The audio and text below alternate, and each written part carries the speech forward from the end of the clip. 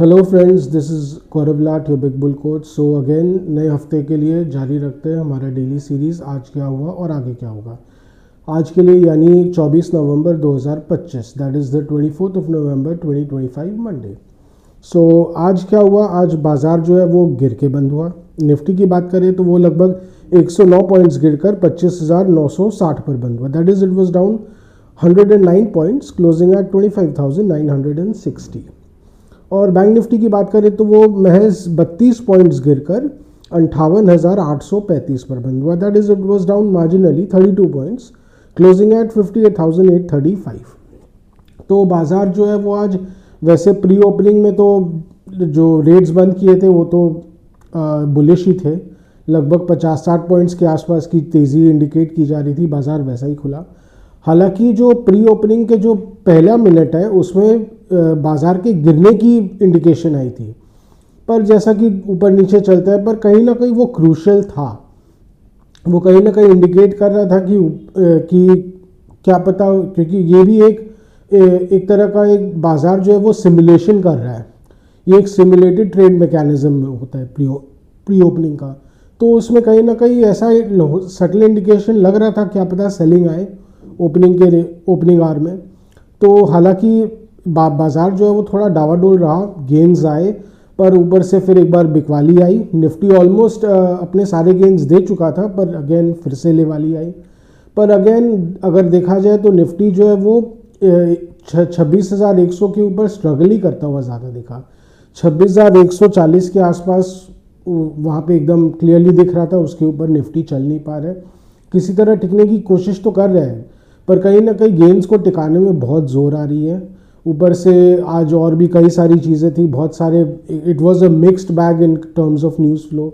Mixed bag ऐसा कि MSCI का जो रीवैल्यूएशन हुआ है, रीबैलेंसिंग हुआ है एमएससीआई इंडेक्स में, जिसमें कई सारे स्टॉक्स जो बाहर हुए हैं, कई सारे स्टॉक्स अंदर हुए हैं, उनमें भी वेटेज में रीबैलेंसिंग हुई है। तो उसका भी कुछ ना कुछ इफेक्ट आना था बाजार में। MSCI India index to be more specific, तो उसके कारण भी मार्केट में कुछ ना कुछ इफेक्ट आना बाकी था। तो मार्केट उसको लेके भी शायद कहीं ना कहीं वेट कर रहा था। तो कहीं ना जो ट्रेडर्स थे, even they were cautious, no doubt. कहीं ना कहीं बुल्स भी लगता है वेट एंड वॉच मूड में थे। तो कहीं ना कहीं ये वेट एंड वॉच मूड लगता है बाजार पे थोड़ा भारी पड़ा। सो जैसे जैसे दिन आगे बढ़ा, कहीं ना कहीं जो आईटी और बैंक्स में जो गेंस थे वो धीरे धीरे हल्के होने लग गए। बैंक्स के लिए अपने जो गेंस है वो बना पाना थोड़ा मुश्किल होने लग गया। अगर आप बैंक निफ्टी देखें तो सुबह की रैली के बाद, सुबह को अच्छी खासी रैली आई थी, लगभग 350 पॉइंट्स की रैली आई थी बैंक निफ्टी में। तो उसके बाद एक ठहर सा गया था, करीब करीब 59,200 के आसपास, 59,250 के आसपास एकदम ठहर सा गया था, रेंज बाउंड मूव कर रहा था। और उस and much of the contribution was done by HDFC bank. Again HDFC bank का मेजर कंट्रीब्यूशन था। ये स्टॉक आज अगेन 1,000 रुपये के ऊपर एकदम फट के ऊपर गया, पर अगेन 1,004 के आसपास जैसे रुक गया एकदम। और दिन आते आते, जैसे आफ्टरनून आते आते, ये भी जैसे एकदम नरम पड़ने लग गया। सो कहीं ना कहीं बाजार में जो नरमी है, जो 26,100 के नीचे निफ्टी गया, ये थोड़ा भारी पड़ने लग गया जिसको बोलते हैं। अगर टेक्निकली देखें तो धीरे धीरे निफ्टी जो गिरा उसके बाद उभर नहीं पाया। हालांकि अगर चार्ट्स में देखा जाए तो बहुत सारे अटेम्प्ट्स किए गए बुल्स द्वारा बार बार मार्केट को, जिसको बोलते हैं ना, रीइग्नाइट करने के लिए। कहीं फिर से कुछ सुतली जला दें तो फिर से क्या पता कोई लेवाली आ जाए, पर ऐसा हो नहीं पाया। तो कहीं ना कहीं जो स्पेक्यूलेटर्स, जो बुल स्पेक्यूलेटर्स का जो अटेम्प्ट था कि मार्केट में फिर से कुछ टेक्निकल बाइंग कर करके क्या पता एक्चुअल बाइंग आ जाए, पर एक्चुअल बाइंग आ नहीं रहा था बाजार में। जिस तरह बाजार स्ट्रगल कर रहा था, एकदम साफ दिख रहा था कि इंस्टीट्यूशनल बाइंग सपोर्ट कोई तगड़ा है नहीं। जनरली डीआईएस की तरफ से आते हैं, पर लग रहा था। और फिर लास्ट में आते आते तो जो गिरना शुरू किया बैंक निफ्टी ने, एकदम निफ्टी भी इन सिंक गिरते चला गया उसके साथ। और फिर निफ्टी के लिए 26,000 के लेवल को रोक के रखना भी मुश्किल हो गया। कहीं ना कहीं 26,000 के आसपास लग रहा था क्या पता निफ्टी यहाँ पे सपोर्ट ले ले, पर जिस तरह बैंक निफ्टी में सेल ऑफ देखा गया, लगभग 350 पॉइंट्स ऊपर होके माइनस में चला गया बैंक निफ्टी, वो कहीं ना कहीं निफ्टी के लिए बहुत भारी पड़ गया। That was really sentimental pressure for Nifty. And Nifty जो है वो 26,000 के एकदम नीचे गया तो एकदम ऑलमोस्ट क्रैश कर गया जैसे। सो वो जाके 25,940 पे ही जाके रुका and it close weak. Just above 25,950 but technically weak. अब चूँकि निफ्टी जैसे हमने पहले भी कहा था कि अगर यहाँ पे सस्टेन बाइंग नहीं आती है 26,000 के ऊपर तो क्या पता है 26,000 के लेवल को भी खतरा बना रहेगा, और आज एग्जैक्टली यही हुआ। हालांकि थोड़ा लेट से ही मार्केट गया, पर कहीं ना कहीं वो इंडिकेशन वो साफ हो गया कि बाज़ार को अभी भी खतरा है। कहीं ना कहीं जो मिक्स न्यूज़ फ्लो आते हैं, और अब जैसे FII सेलिंग आई गया आज, and much of it was also to do with जो इंडियन रुपी में डिप्रिशिएशन आया है। इंडियन रुपी आप देख रहे हैं 89-50 के लेवल्स तक चला गया। हालांकि RBI जो है वो 88.5 के आसपास बार बार इंडियन रुपी को प्रोटेक्ट करता हुआ दिख रहा था, पर लगता है इस बार RBI ने डिसाइड किया कि नहीं, बहुत प्रोटेक्ट कर दिया।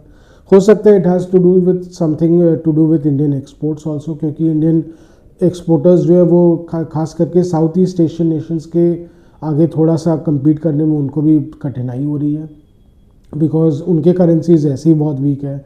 चाहे वो वियतनाम डोंग ले लीजिए, चाहे वो इंडोनेशियन रुपया ले लीजिए, वो तो हर 6 महीना में जैसे नया नया लो छूते ही रहते हैं। वहाँ की सरकारों का तो कहीं ना कहीं पॉलिसी ही रहता है, बिकॉज कहीं ना कहीं उनका पॉलिसी ही रहता है कि बार बार वीक करते रहो अपने करेंसी को, और किसी भी तरह अपना एक्सपोर्ट सेक्टर को आगे चलाते रहो। सो वैसे ही वहाँ की इकॉनमी एकदम वैसे ही बिल्ट है, खास करके अगर आप इंडोनेशिया और वियतनाम की इकॉनमी को देख लें।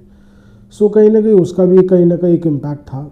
पर अगेन ये FIIs को अच्छा नहीं लगता है, तो इंडियन रुपी भी अगर यहाँ से और वीक होता है, हालांकि आज थोड़ा सा रिवर्ट किया है, वापस 89.15 के आसपास आ गया है, पर कहीं ना कहीं प्रेशर बना रहेगा। अगर फ्लोज कमज़ोर रहते हैं तो इंडियन रुपी पे प्रेशर तो बना रहेगा। ऐसा हो सकता है, मुझे लग रहा है कि 90 के लेवल्स को छू सकता है। तो again this will be a major red flag for FIIs। तो FIIs हो सकते हैं यहाँ से और बेचे, तो उनकी बिकवाली जारी रहेगी। और अगर आप इंस्टीट्यूशनल फिगर्स देखें तो आज एकदम नेक टू नेक था। FIIs ने 4,100 करोड़ के आसपास माल बेचा, और DIIs ने 4,500 करोड़ का माल लिया। तो कहीं ना कहीं DIIs were basically only absorbing the FII dump. तो एकदम साफ समझ में आ रहा है कि जब FII सेलिंग कर रहे होंगे तो DIIs नीचे रुक रुक के अपनी माल लिए चले जा रहे थे। जैसा कि एक प्राइस फिक्सिंग में होता ही है, ब्रोकर्स मोर और लेस सेम रहते हैं, ब्रोकर्स सब सिंक काम करते हैं, क्योंकि वो भी कोई ना कोई बड़ा बायर खोज के रखते हैं, क्योंकि ऑफ कोर्स FII से भी इंस्ट्रक्शन रहता है कि उनको मिनिमल, जिसको बोलते हैं इम्पैक्ट कॉस्ट में काम करना है। तो इम्पैक्ट कॉस्ट कैसे कम होगा, वो DIIs को सामने ला के ही कम होगा। तो कहीं ना कहीं DIIs को खबर कर दिया जाता है कि FIIs बेच रहे हैं, आप चुपचाप नीचे आ जाइए, माल लेते रहिए। तो वैसे ही चलता है मार्केट में। सो कहीं ना कहीं इंस्टीट्यूशनल डेस्क में ये एकदम साफ दिख रहा था, और कहीं ना कहीं उसके कारण मार्केट में इम्पैक्ट पड़ा। सो कल भी अगर FII सेलिंग अगर जारी रहेगा तो कहीं ना कहीं मार्केट वीक ही रहेगा, मार्केट में वीकनेस बनी रहेगी, अनलेस DIIs एकदम अग्रेसिवली बाय करें। तो वो बार बार अग्रेसिवली बाय करने नहीं आते हैं।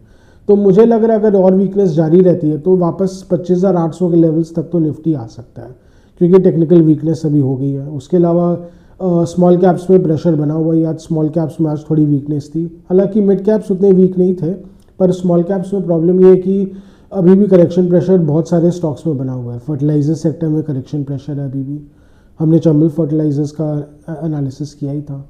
तो कहीं ना कहीं और ऐसे बहुत सारे सेक्टर्स हैं स्मॉल कैप में जहाँ पे अभी भी करेक्शन प्रेशर बना हुआ है, जिसके कारण ये स्ट्रगल कर रहा है। तो जब तक वो करेक्शन प्रेशर ख़त्म होता नहीं दिखेगा तो कहीं ना कहीं स्मॉल कैप्स के लिए प्रॉब्लम है, and this will also reflect in some ways for the main market also. Mid cap ठीक है, पर अगर मेन मार्केट और स्मॉल कैप्स खराब रहेंगे तो मिड कैप्स भी कब तक बेचारे स्ट्रॉन्ग रहेंगे, उन पर भी प्रेशर आएगा। But it is not that bad, ऐसा कुछ नहीं कि निफ्टी एकदम औधे मुँह गिर जाएगा। टेक्निकल वीकनेस है, एक शॉर्ट टर्म जिसको वीकनेस बोलते हैं, तो मार्केट ऐसे ही रहेगा नीचे। वर्स्ट अभी इमीडिएट टर्म्स में अगर वर्स्ट सिनेरियो देखें तो 25,500 ये निफ्टी के लिए, that is a major support, क्योंकि वहाँ पे DIIs की बहुत अच्छी खरीदारी आ जाती है। और ऊपर में 26,200 तो मेजर रेजिस्टेंस पॉइंट्स बने हुए हैं, वो तो आप देख ही सकते हैं। तो अभी यही लग रहा है, हो सकता है अभी आज, अब चूँकि कल एक्सपायरी है, बट दैट विल बी अ, मुझे जहाँ तक लगता है दैट विल, निफ्टी का जो एक्सपायरी है कल बहुत एक नो डे रहने वाला है, बिकॉज थोड़ी बहुत गिरावट आ सकती है, पर कोई मेजर कुछ होने का नहीं है, क्योंकि एक बार आज ऑलरेडी मार्केट वीक हो ही गया था।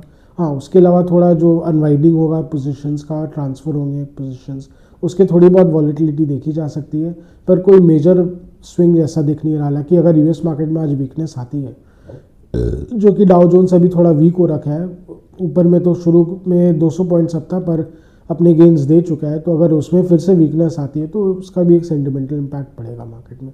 बता ही रहते हैं 25,800 तक तो जा सकता है इमीडिएट टर्म्स में, और अगर यहाँ से अग्रेसिव बाइंग आती है तो जाके 26,100 के ऊपर जा सकता है, बट ऐसा चांस अभी थोड़ा स्लिम लग रहा है बिकॉज DIIs अग्रेसिव बाइंग करने के मूड में नहीं है। हाँ, उसके अलावा आज कहीं ना कहीं रिलायंस का स्टॉक था जो ओल्ड इकोनॉमीज़ में वीकनेस थी, रिलायंस और अल्ट्राटेक दोनों में खास करके वीकनेस देखी जा रही थी। रिलायंस के स्टॉक में कहीं ना कहीं वीकनेस मुझे जहाँ तक लग रही है, और कहीं ना कहीं समझ में ही आ रहा है कि it has to do with the KG basin, जो उनका डिस्प्यूट चल रहा है ONGC के साथ, उसको फिर से री अपील किया गया ONGC द्वारा। हालांकि वो केस जो है वो रिलायंस ने आर्बिट्रेशन में शायद जीत लिया था, पर उसको कोर्ट में फिर से ONGC चैलेंज करने का मन बना चुकी है, उसको और आगे ले जाएगी।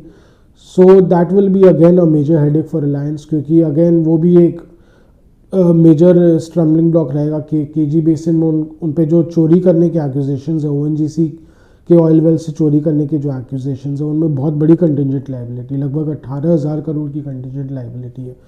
सो कहीं ना कहीं ये एक थोड़ा सा ड्रैग बना रहेगा, और हो सकता है आने वाले 2-3 साल में इसमें समय लगेगा, 2-3 साल और लगेगा, but again this will be a major short term valuation drag. हालांकि लॉन्ग टर्म के लिए तो बहुत सारे फैक्टर्स काम कर रहे हैं रिलायंस के फेवर में, so it should not fundamentally alter things for Reliance.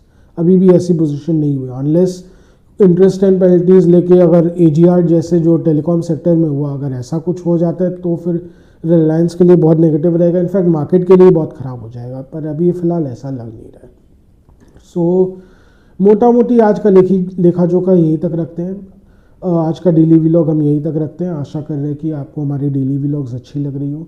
Do like, share and subscribe to our channel, do hit the bell icon for regular update on our videos.